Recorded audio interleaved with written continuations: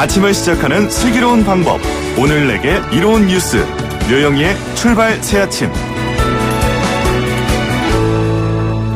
노영의 출발 새아침 힘차게 3번 문을 엽니다. 누가 그러더라고요. 원래 바다에서는 새우등이 터지는 거라고. 정말 재미있는 표현 아닙니까? 미중 무역 갈등이 해결되지 않을 경우에 우리 경제가 새우등처럼 터질 수 있다는 지적이죠. 트럼프 대통령과 시진핑 주석 세계 평화를 위해서 좀 좋은 결론을 냈으면 좋겠고요. 우리나라 안 터지고 싶다. 이걸 꼭 전달하고 싶습니다. 잠시 후 경제 박뉴스에서 이 소식 자세히 짚어볼 거고요. 그리고 여러분께서 기다리시는 한 분만 판다. 오늘은 좀 신선한 분위기로 함께 하겠습니다. 많이 기대해 주시고요. 청취자 여러분께서 의견 주십시오. 방송 중에 함께 합니다. 짧은 문자 50원, 긴 문자 100원에 유료 문자 샵 0945 우물정 0945로 보내주시면 되고요. 저희 이제부터 유튜브 보이는 라디오 제대로 시작하고 있습니다. 동접자 수 몇 명 넘으면 제가 퍼포먼스를 중간에 하기로 약속을 했기 때문에 들어오셔가지고 무슨 퍼포먼스인지 한번 확인해 주시면 감사하겠습니다. 잠시 후에 돌아오겠습니다.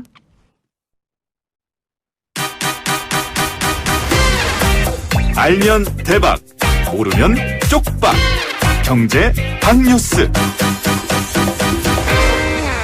복잡하고 어려운 경제 이야기를 쉽고 재밌게 풀어드리는 시간입니다. 알면 대박, 모르면 쪽박. 경제박뉴스 참 좋은 경제연구소 이인철 소장 만나봅니다. 안녕하세요. 예, 안녕하세요. 네, 소장님 첫 번째 소식은 뭡니까? 네, 미중 관세 부과가 현실화되면 네. 우리나라 경제 성장률을 끌어내릴 것이다라는 국책 연구기관의 분석 보고서가 나왔습니다. 네. 한국개발연구원 KDI는 미중 관세 전쟁으로 우리나라의 경제 성장률이 0.34%포인트 하락할 것으로 예상을 했습니다. 미국이 예정대로 중국의 관세를 매기게 되면 우리 경제 성장률은 0.32%포인트 내려가고요. 네. 또 중국의 대미 관세 부과로 우리 성장률이 0.02%포인트 떨어질 것이다. 결국 요점은 미국의 대중국 관세 영향이 더 크다라는 겁니다.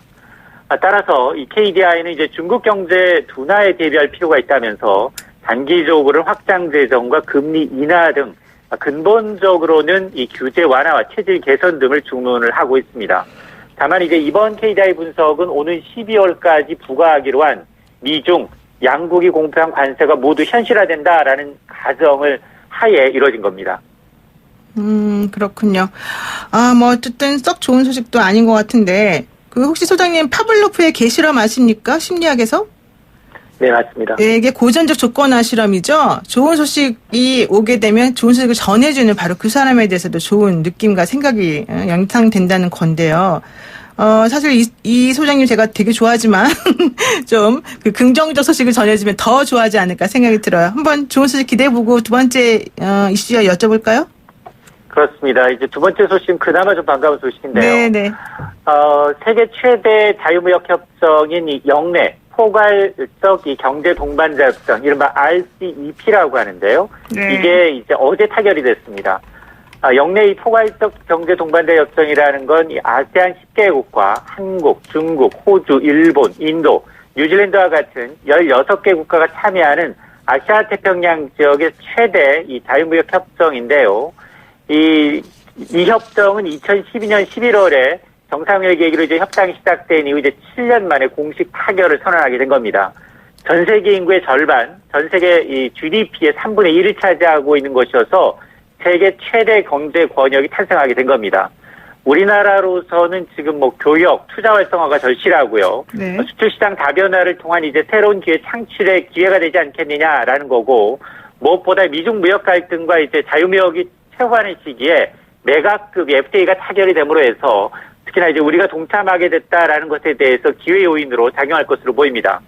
다만 이제 한계점도 있는데요. 지금 상대적으로 일본이 주도하고 있는 이 CPTPP, 이 포괄적 점진적 이 환태평양 경제 동반자 협정에 비해서 좀 낮은 수준의 무역 자유화라는 점, 또 중국에 이어서 인구 국면에서 인도가 이제 이번 협정 타결에서 빠진 점, 이런 점이 좀 다소 우려스럽긴 한데요. 네. 따라서 이 15개 연국은 최종 서명은 인도를 좀 끌어들이는 방안으로 2020년까지 좀 미뤄졌습니다. 네, 그렇군요. 또 다음 소식은 뭡니까? 다음은 이제 정부가 이제 주택연금 가입 요건을 대폭 완화하겠다라는 건데요. 주택연금이라는 거, 내 집을 정부에 맡기고 매달 돈을 받는 이 주택연금인데요. 가입 문턱이 낮아질 것으로 보입니다. 지난 2007년에 도입된 주택연금 가입자 꾸준히 늘면서 지난 9월 기준 6만 8천여 명이 가입을 해서 월 평균 100만 원 남짓의 돈을 받고 있습니다. 현재는 가입 대상이 이제 부부 중 한쪽이 만 60세 이상이어야 하고 시가 9억 원 이하의 집을 한 채만 가진 경우에만 가입이 가능했는데 네네. 앞으로 이제 여러 가지가 달라집니다. 우선 가입 연령 기준이 현행 60세에서 55세, 50대 중반까지 낮아지는 방안이 추진되고요. 이는 이제 조기 퇴직할 경우 국민연금 받기 전까지 소득 공백을 메꾸기 위한 조치입니다. 또 두 번째는 이거 시가 9억 원 이하 기준을 아예 없애거나 공시가격 9억 원으로 완화하는 방안도 포함이 되는데요. 네. 시가에서 공시가격 9억 원으로 바뀔 경우에는 시가 13억 원 주택도 연금 가입이 가능해집니다. 또 만에 하나 가입자가 사망했을 경우 배우자에게 연금이 자동 승계되는 방안도 추진이 되는데요. 네. 이렇게 가입 연령 낮추는 시행령은 이제 시행령만 고치면 되기 때문에 이르면 내년부터 가장 빨리 적용이 가능합니다. 네, 그렇군요. 네, 오늘 말씀 여기까지 듣겠습니다. 고맙습니다. 네, 감사합니다. 네, 지금까지 참정원 경제연구소의 이인철 소장이었습니다.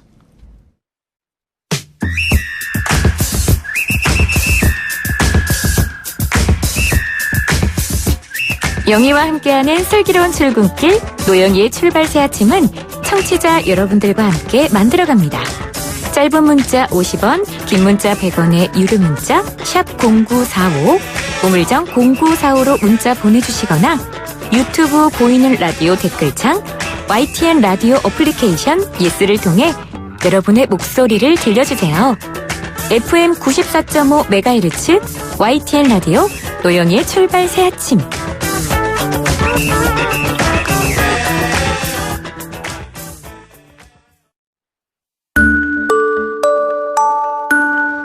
시사 인물 토크쇼 한 분만 판다. 복잡하고 어려운 경제 이야기를 죄송합니다. 제가 지금 갑자기 흥분해가지고요. 흥분한 이유는 제가 좀 이따 알려드릴게요. 한 명의 인물과 그를 둘러싼 이슈를 끝까지 파보는 시간입니다. 시사인물 토크쇼 한 분만 판다 시작할 건데요. 함께 하실 두 분 소개합니다. 김태현 변호사 나오셨고요. 안녕하세요. 안녕하세요. 네, 오늘은 새로운 얼굴, 반짝반짝한 얼굴 찾았습니다. 신유진 변호사 함께합니다. 네, 안녕하세요. 오늘 점점 얼굴이 좋아지시는데 비결이라도 있습니까? 아닙니다. 화면빨이 잘 받는 거죠. 의학에 도움을 받는 건 아니실까요? 좀 바꿨습니다. 아, 그래요? 자, 두 분은 처음 보는 사이인데요. 오늘 토론 한번 기대해 보겠습니다. 한 분만 파는데 오늘 중요 인물 누굴까 한번 보시죠. 그시죠 뭐. 지금 내 말씀 들었습니까? 배제라니요. 정말 귀한 분이에요. 뭐 그걸 리더십의 상처라고 하면 저에게 남아있는 리더십이 없을 겁니다.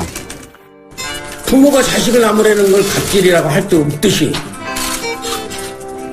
사령관이 병사들에게 지시하는 걸 여러분 갑질이라고 표현하면 그거는 지휘체계를 혼란시킵니다. 저는 군인권센터가 이렇게 병사들을 군인권센터 소장은 삼청교육 때 한번 교육을 받아야 정치인들도 저는 각성해야 된다고 생각합니다. 돈을 위한다면 그렇게 해서는 안 됩니다.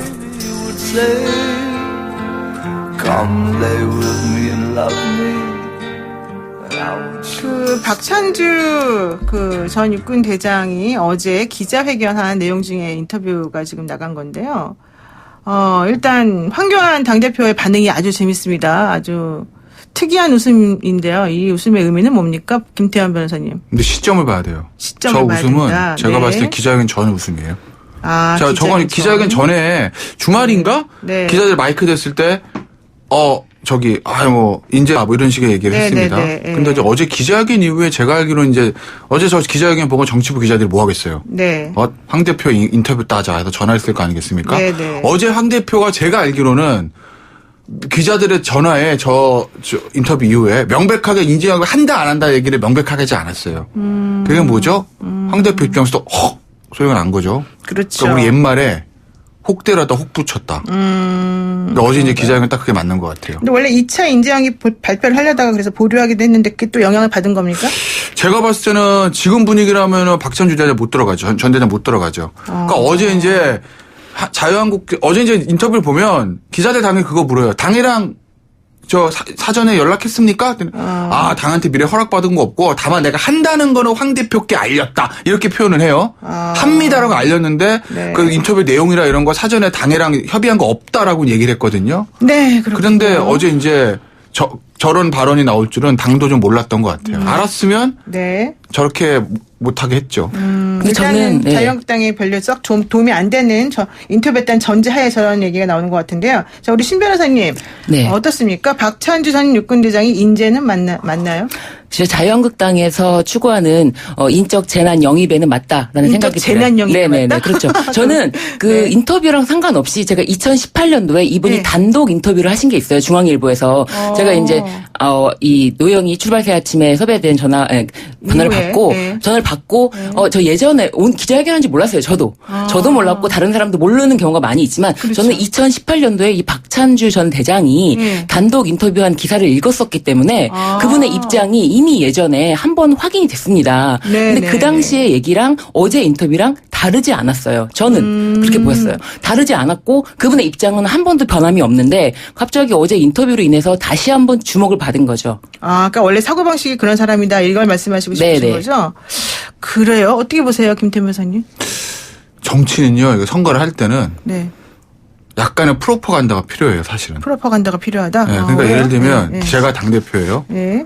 노영이라는 사람을 비례대표 1번으로 꽂아요. 제가. 네. 네. 노영이라는 사람의 그러니까 솔직한 말씀이에요. 본질이 어떤지 중요하지 않습니다. 그렇죠. 노영이라는 사람이 어떻게 대중들에게 보이냐가 왜냐하면 노영이라는 사람 만난 사람 몇 사람 없거든요. 네.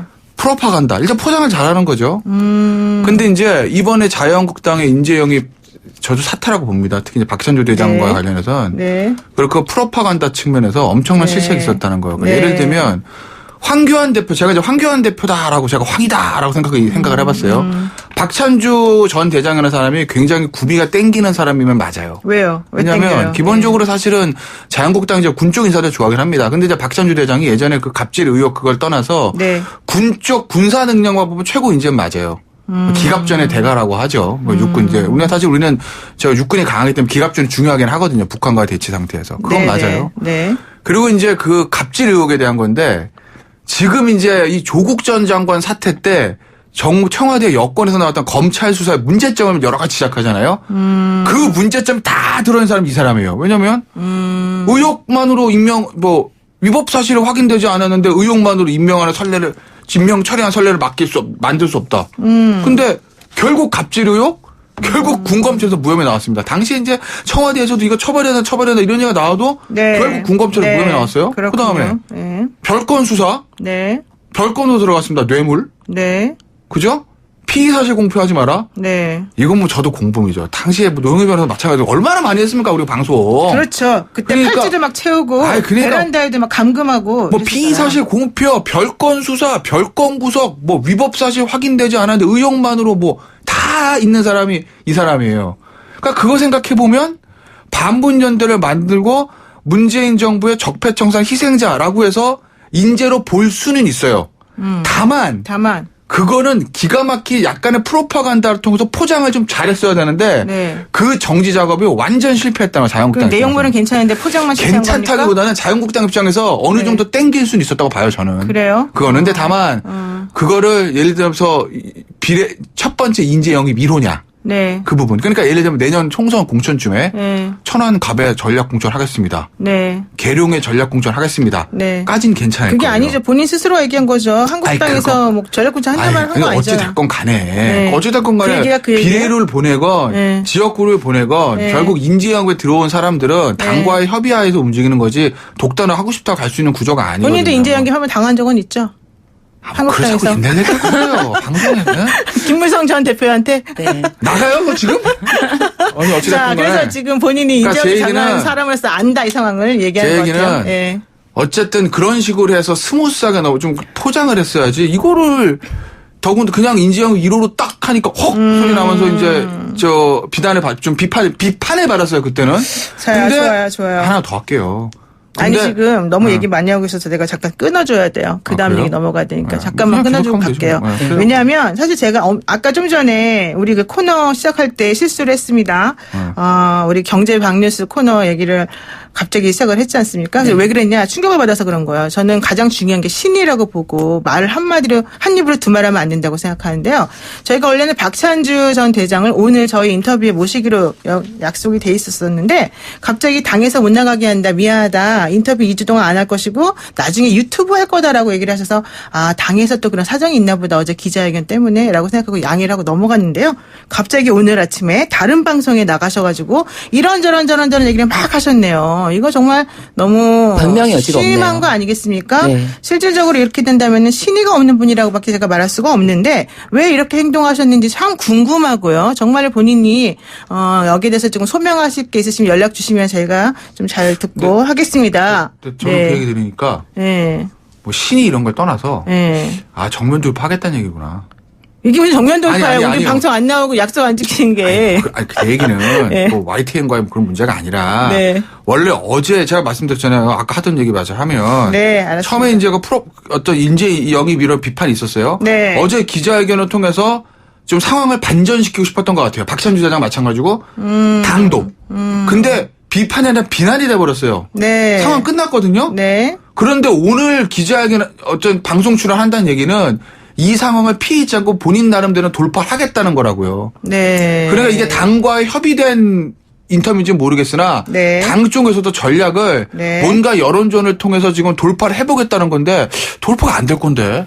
저는 어제 포장을 실패했다라고 아니고 2018년도 인터뷰랑 바뀐 점을 발견했고 분명히 포장을 했다라고 생각이 들어요. 뭐가 예전에 바뀌었어요? 공관에 모가나무가 많다. 그래서 군 전통상 그 모가나무에 있는 모가를 전부 따서 모가청을 만들어서 전직 사령관들한테 선물로 줬다. 네네. 이게 전통이고 아름다운 미풍 양속인데 이거를 더 이상 못하게 됐다. 자신의 일로 인해서. 근데 모가나무, 모가청 담그는 거, 모가 까는 게 엄청 힘들다라는 힘들죠. 비난이 있자 어제는 감으로 바꿨더라고요. 제가 봤을 때 그러니까 모가 얘기는 싹 빼고 감 땄다, 꽃감 만들었다 이렇게 얘기가 나왔어요. 그래서 제가 봤을 때는 어제 포장을 일부 안 한 건 아니에요. 하셨다. 하셨는데 2018년도보다 오히려 순화해서 말했으나 국민적인 비판이 있고 자유한국당 쪽에서도 받아들일 수 없는 부분. 그거는 2018년도 이분의 인터뷰를 보지 않고 확인하지 않고 인재 영입을 한 게 아닌가 지금 그런 생각이 들어요. 뭐가냐 감이냐가 중요한 건 아닌 것이지.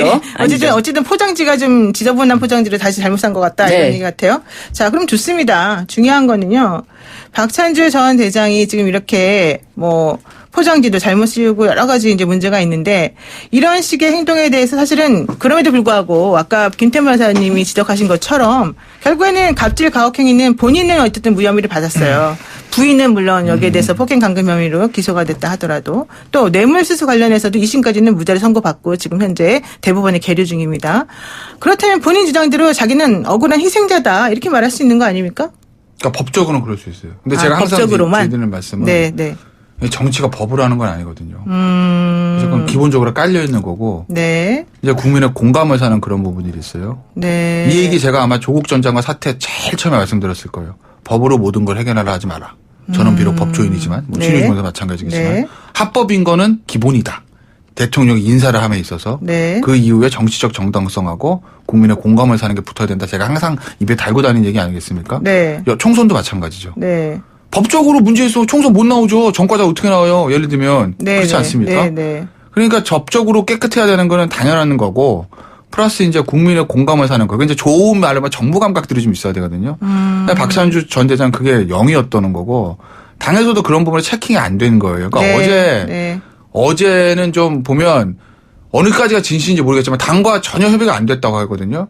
어제 본인 얘기로는 어제 본인 얘기는 그래요. 그거는 당 입장에서 실책이죠. 만약에 황교안 대표가 그럼 그냥 나중에 뭐 총선 때 그냥 경선 붙이든지 뭐 그런 거 모르겠으니까 본인 마음대로 만약에 절대 인재 영입을 포기하지 않고 이 사람을 인재 영입해야 되겠다라고 생각을 했다고 하면 당에서 속된 말로 선수를 붙여가지고 관리를 했어야 되는 거예요. 그러면 어제 같은 인터뷰 참여서 안 일어났죠. 근데 이제 그걸 손 놓고 놔두니 삼총교육대를 보내야 되겠습니다. 두둥.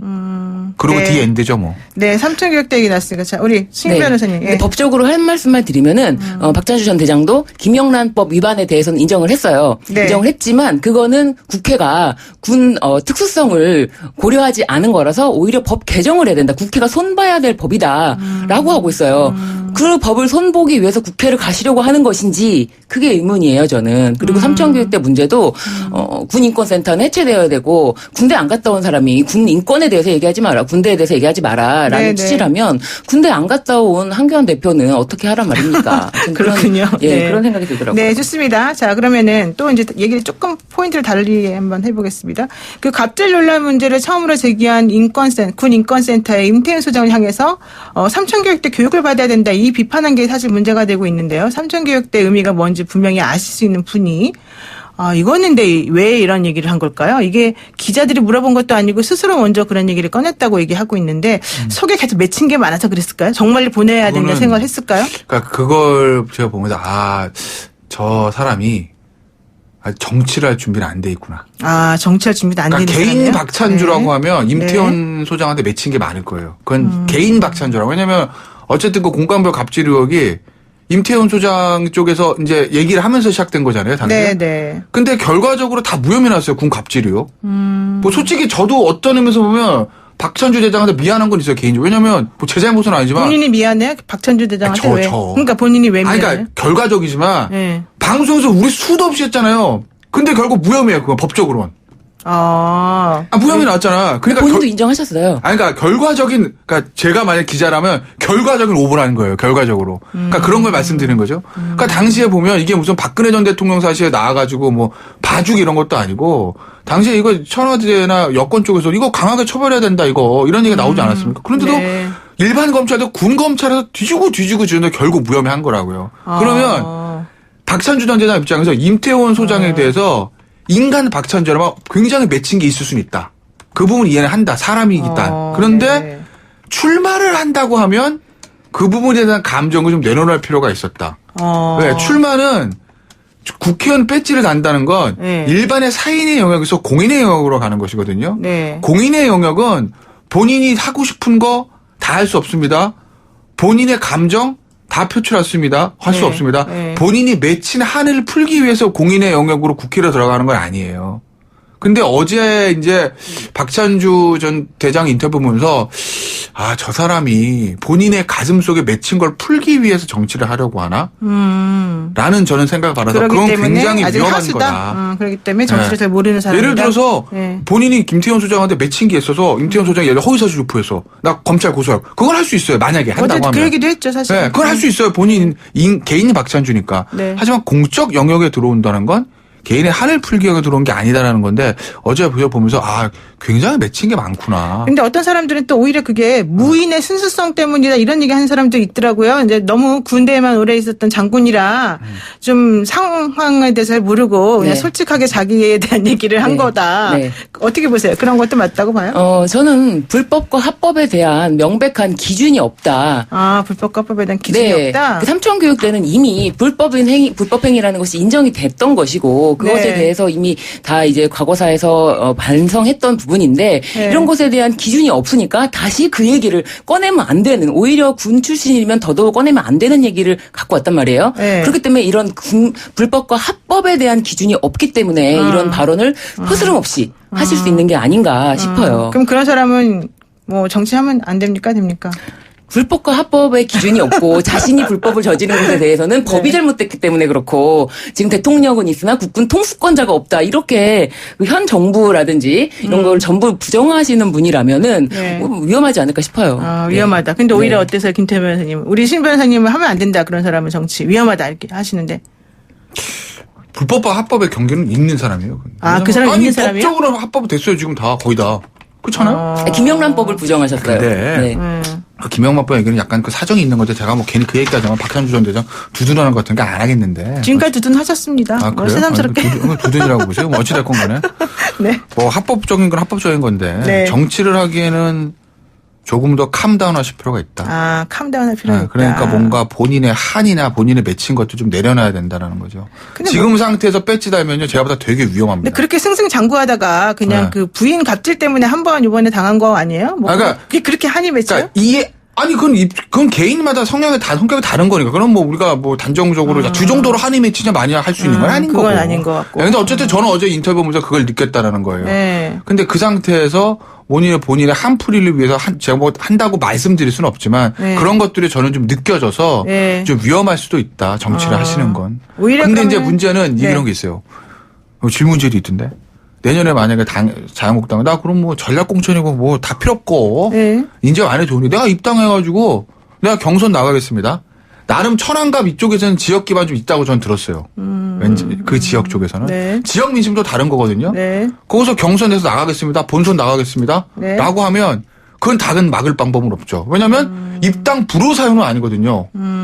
왜냐하면 그렇잖아요. 뭐 법적으로 해결됐고 그래 내가 정치적으로 인터뷰 욕 좀 먹었어. 그게 네. 입당 불허 사유라면 그때 네. 희한한 일이 벌어지기 때문에 이 박찬주 전 대장 어떻게 할지 모르겠으나 내년에 그냥 입당해가지고 나 꽃가마 안 타고 나 그냥 경선부터 할게 해서 총선 나 본선 갈게 그래서 내가 잡고 올라갈게 라고 할 여지는 아직은 남아있다. 황교안 대표가 끝까지 이 사람의 손을 잡고 할 것이다. 이렇게 보시는군요. 아니 그게 뭐 그렇게 연결시켜요. 그거는 별개의 문제인 그거는 거죠. 별개예요? 왜냐하면 연지 연결을 해서 꽃가마를 태워가지고 비례를 주거나 전략공천을 찍어 내리는 게 아니라 밑바닥에서부터 경선에서 올라온다는 거는 손을 끌고 잡고 가는 게 아니야. 물론 뭐 사실은 늘 그 경선한다고 하지만 또 거기서 네. 또 당에서 또 경선 캠프에 선수 내려보내 이렇게 주고 뭐 목소리를 이러면 약간 좀 변형시켜서 이렇게 말씀하십니까? 뭐 사실 우회로로 지원할 수 있는 방법은 한 수만 가지가 있긴 하지만 네, 표정이 아주 어찌됐건 간에 리얼합니다. 대놓고 영입이랑은 좀 다른 거니까. 네, 알겠습니다. 그러니까 어쨌든 저희 질문은 그럼 추가하는 걸로 할게요. 네. 황교안 뭐. 대표가 걔도 손을 잡을 것이다?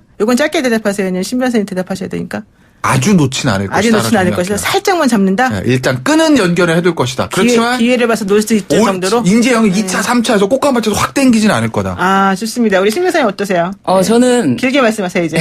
저는 지금 황교안 대표도 뭐 이제 잘 알겠다. 박찬주 전 대장이 뭐 안 하겠다라고 했고 잘 알겠다라고 해서 더 이상 다시 손을 내미는 일은 하지 않을까. 아, 더 이상 손을 안 내밀 것 같아요? 네, 그럴 것 같아요. 왜냐하면 지금 굉장히 그 인재 영입이라는 말에 네. 초점을 흐렸고 네. 제가 네. 말씀드린 것처럼 어떤 능력과 학식을 갖추신 분을 영입하는 게 아니라 어떤 네. 재난을 네. 드릴 뻔했다가 큰일 났다라고 해서 발등에 불 떨어져서 불을 얼른 치운 그런 격이고 그 이분에 대해서 마치 정치적인 문제가 있는 것 같지만 포장이 되면 안 될 것 같고 이분은 분명히 법적인 문제가 있고 갑질이란 말은 법률 용어는 아닙니다. 그렇죠. 그래서 네. 군 검찰이 거기에 대해서 무혐의 처분을 했다라는 것도 네, 네. 뭐 직권남용까지는 안 됐다라는 뭐 그렇게 판단하는 거에 대해서 사실 다시 조사를 하자라는 게 지금 얘기이기 때문에 그 무혐의가 잘못됐다라는 얘기를 하고 있기 때문에 이 부분에 대해서 의혹이 저는 완전히 해소됐다고 볼 수 없고 이분의 변명이라든지 네, 이분의 네, 변에 네, 의해서도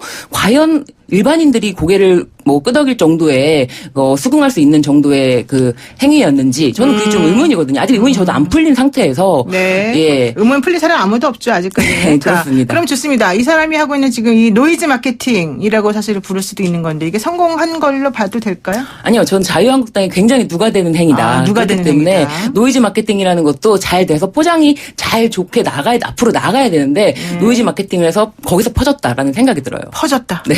마지막. 노이즈 마케팅은 네. 노이즈 마케팅이라는 키워드로. 건요. 판을 읽고 하는 거예요. 아, 내가 이제 좀 이분은 요걸 먹어도 전체적인 지지율은 올라갈 거야. 판때기를 네. 읽고 하는 거거든요. 판때기를. 네, 근데 그거를 제가 볼 때 전혀 읽지 못한 거기 때문에 노이즈 네. 마케팅도 아닌 거죠. 아, 이 사람은 판을 읽는 것도 아니고 판을 읽고 이런 거 노이즈 내가 이걸 해가지고 좀 욕 좀 먹을까? 근데 욕을 먹어도 매출 올라갈 거야.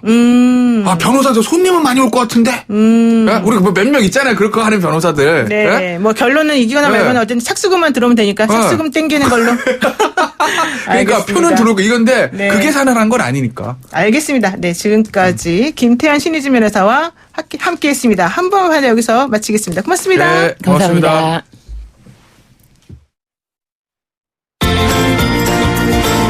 아침을 시작하는 슬기로운 방법. 오늘 내게 이론 뉴스 노영희의 출발 새 아침. 자, 이제 노영희의 출발새 아침 좀 고상하고 좀 캄다운되고 좀 우아한 그런 코너로 한번 가보겠습니다. 삶의 실존론적인 고뇌를 섬세한 여성적 감성으로 표현하고 우리 문학에서 여성시의 영역을 개척하고 대표해온 시인입니다. 신달자 시인의 16번째 시집이 나왔습니다. 손가락, 10발가락 끝에 푸른 불꽃이 어른거린다. 간절함에 대한 시인의 언어인데요. 여러분 어떻게 생각하십니까? 공감하십니까? 이른을 훌쩍 넘긴 나이가 무색하게 왕성한 활동으로 시대 멘토가 되어주시는 신달자 시인에게 답답한 제 마음과 답답한 우리들의 인생의 해답을 한번 구해볼까 합니다. 신달자 시인님 안녕하세요. 안녕하세요. 네. 아유, 사실 저는 시는 잘 모르는데 너무 옛날부터 유명하신 분이어서 정말 뵙고 싶었습니다. 네. 반갑습니다. 네. 어쨌든 너무 유명하신 분이긴 하지만 혹시나 모르는 분들을 위해서 아니면은 아셨더라도 좀 더 한번 생각해 보시라고 저희가 한번 소개를 간단히 해드리겠습니다. 신달자 시인은 1964년에 발, 처음 목소리 이런 제목의 시로 등단을 하셨고요. 1972년에 박목월 시인의 추천으로 현대문학에 시가 실리면서 이름이 알려지기 시작했죠. 평택대 국문과와 명지대 문예창작학과 교수를 역임하셨고 지금은 한국시인협회 회장을 맡고 계십니다. 대표적으로는 시집 봉헌문자, 겨울축제, 모순의 방, 그리고 산문집 백치애인, 소설 무리를 걷는 여자 등이 있습니다. 혹시 뭐 틀린 거 있습니까? 네. 이제 시인협회 회장은 그만뒀고요. 아, 그러셨군요. 네, 다른 거는 다 맞습니다. 네, 그러면 한국시인협회 회장을 역임하셨던 것으로 다시 고치겠습니다. 네. 아, 자, 여러분들 오늘 갑자기 우리가 시 얘기를 하니까 뭔가 마음이 풍성해지고 특히 이 가을에 좀 너무 잘 어울린다. 우리 너무 이 코너 잘 만들었다 이런 생각을 지금 하고 계실 것 같은데요. 네, 그렇습니다.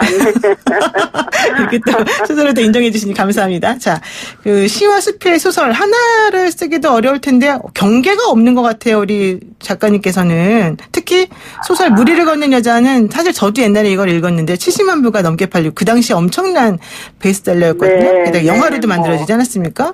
네, 드라마도 되고 그랬죠. 그랬죠. 예. 근데 어쨌든 그래도 어쨌든 우리 작가님은 시를 가장 사랑하시는 그런 분이죠. 네, 그렇습니다. 시인이죠, 뭐. 네. 근데 사실 시 그러면 좀 어렵다. 옛날 같으면 특히 어렵다 이런 생각 많이 하는데요. 도대체 작가님이 생각하는 시라고 하는 건 뭡니까?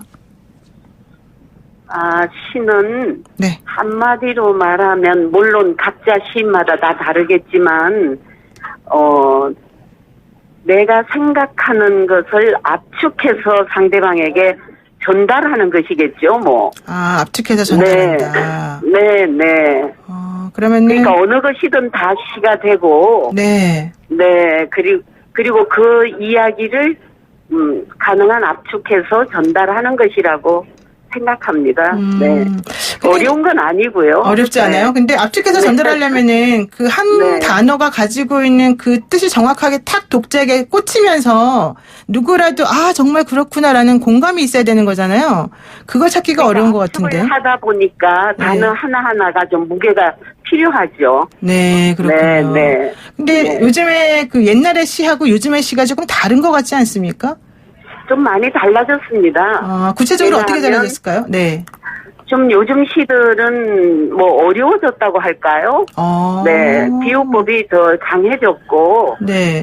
옛날 시들을 보시면은 그래도 이제 좀 읽으면 금방 알아들을 수 있다. 뭐 이렇게 할 수 있죠.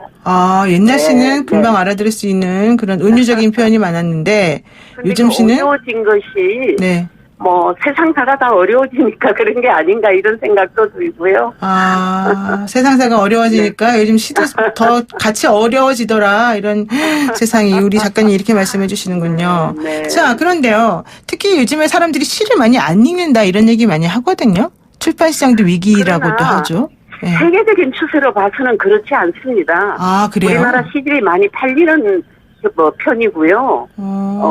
그리고 문인들이 행복한 나라이기도 해요. 우리나라가요? 네. 자유롭게 책도 낼 수 있고. 네. 그렇게 불행한 나라는 아닙니다. 근데 글로서는. 근데 그거는 선생님께서 너무 잘 나가시고 좀 행복하게 사셨기 때문에 그런 거 아닐까요? 지금 많이 힘들어하시는 분들이 있던데요. 그렇지 않습니다. 일본 같은 경우에도 시집 하나 내리면 굉장히 어렵고 그렇다는데 우리나라는 그렇지는 않거든요. 그러니까 아마 문학적인 그 입장에서는 그렇게 불편한 곳은 아니었을 겁니다. 네. 그렇군요. 네, 좋습니다. 네. 자, 그러면 이제 그건 제가 좀 잘 몰라서 그렇게 질문한 것으로 생각이 들고요. 지금 그 옛날 시하고 요즘 시가 조금 달라졌다 아까 말씀하셨는데 또 문화를 볼 때도 옛날에는 읽는 문화라고 그랬으면 요즘에는 보는 문화다 이런 얘기 하지 않습니까? 네, 그러니까 너무 생각을 하기보다는 좀 보는 것, 시각적인 감각에 의존하는 그런 현상이 벌어지고 있다 이런 얘기를 할 수 있는데요. 이런 문화의 불균형? 이거는 좀 어떻게 보십니까?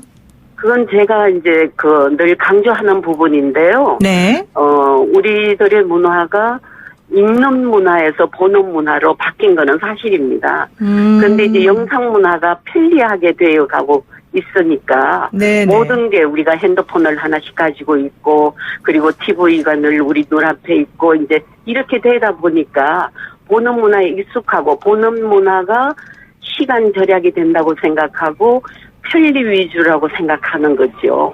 그래서 그쪽으로 이제 쏠리게 되는데 사실은 우리가 이쯤에서 너무 보는 문화에 익숙하고 거기에 쏠려들면 사실은 읽는 문화의 그 귀중함을 다 잃어버리면 우리는 굉장히 큰 손해를 본다고 저는 생각합니다. 그렇군요. 네, 네. 우리 사실은 모든 걸 종이가 된 종이책, 종이신문, 종이 잡지 이런 스스로 그 책을 들고 읽는 것에 우리가 좀 길들여져야 된다 이런 생각이 듭니다. 아 그렇군요. 그래야지 또 생각할 수 있는 시간도 많아지고 훈련도 길러지는 거죠. 네.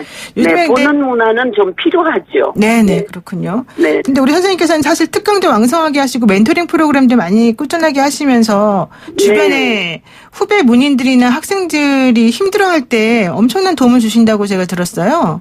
요즘 사람들은 무슨 고민을 안고 선생님을 찾나요? 네.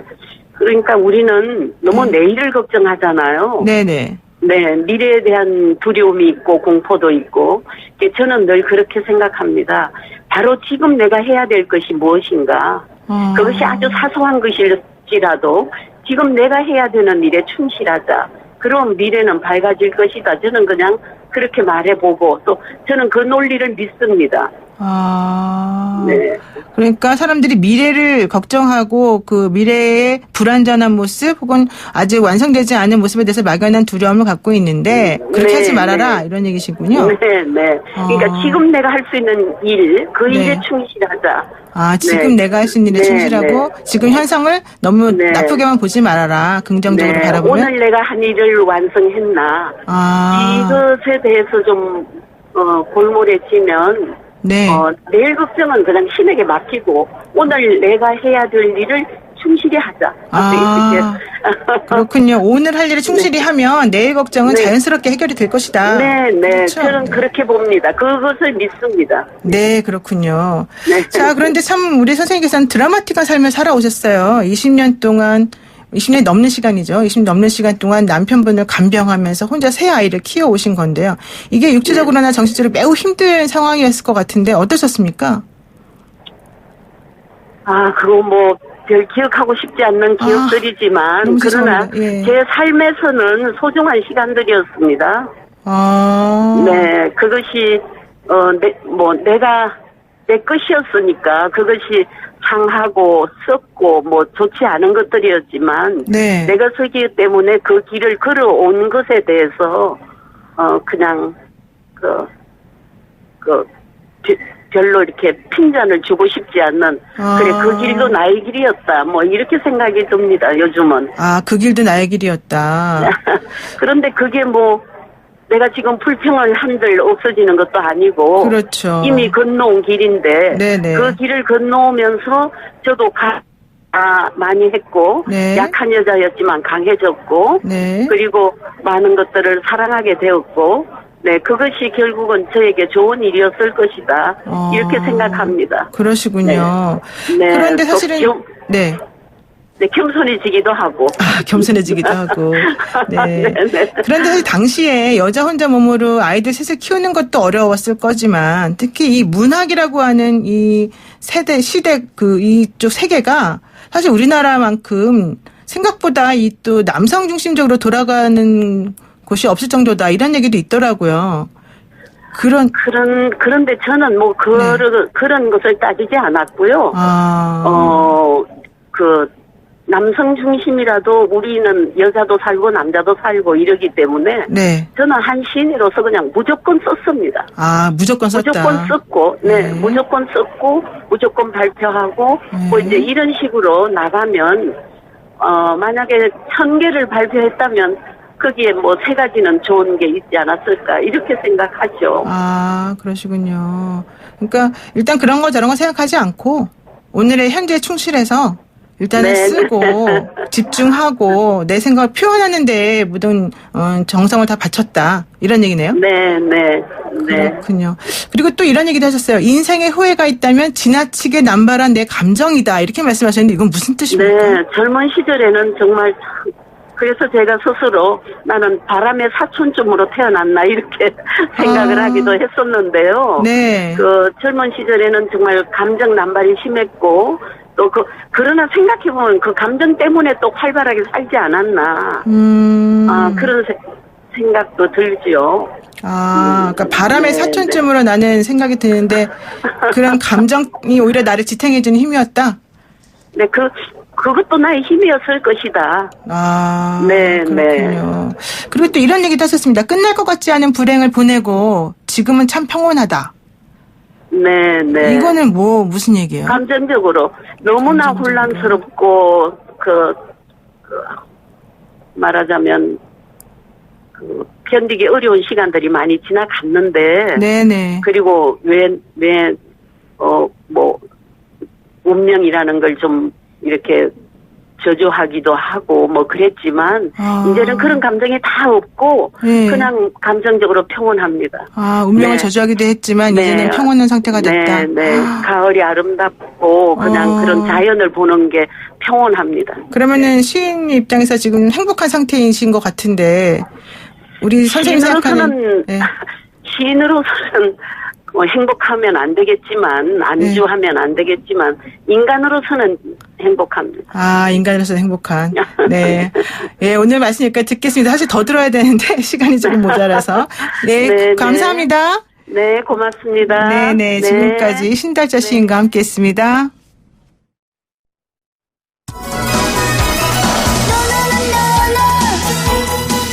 세상사가 어려워지니까 요즘 시도 더 어려워지더라. 오늘 신달자 시인의 한마디였습니다. 예전보다 분명 더 잘 살게 되었는데, 예전보다 기술도 더 발달했는데, 세상사는 왜 점점 살기가 어려워지는 걸까요?